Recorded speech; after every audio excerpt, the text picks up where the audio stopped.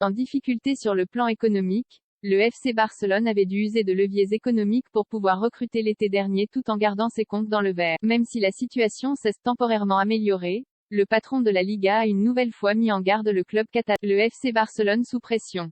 Les leviers leur ont servi pour cette saison, comme ils l'ont déjà dit, mais ils ne peuvent pas le faire pour la saison prochaine.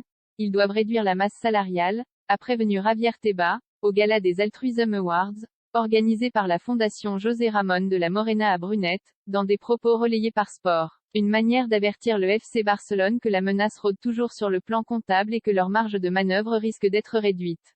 Le seul moyen pour le club blaugrana d'agir librement est de baisser considérablement sa masse salariale, pour atteindre 400 millions d'euros, comme c'est le cas du Real Madrid. Pour le moment, celle du FC Barcelone culmine à 600 millions.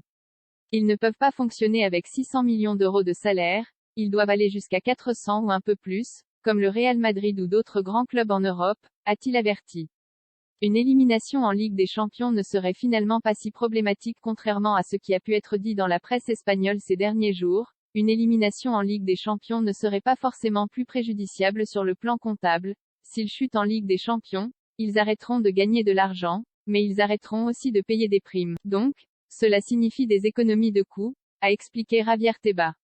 Finalement, la balance s'équilibrerait entre le manque à gagner et les économies qui seraient faites. Pour rappel, le FC Barcelone sera automatiquement éliminé de la Ligue des Champions et reversé en Ligue Europa si l'Inter bat le Viktoria Plzeň à Giuseppe Meazza mercredi, 18h45.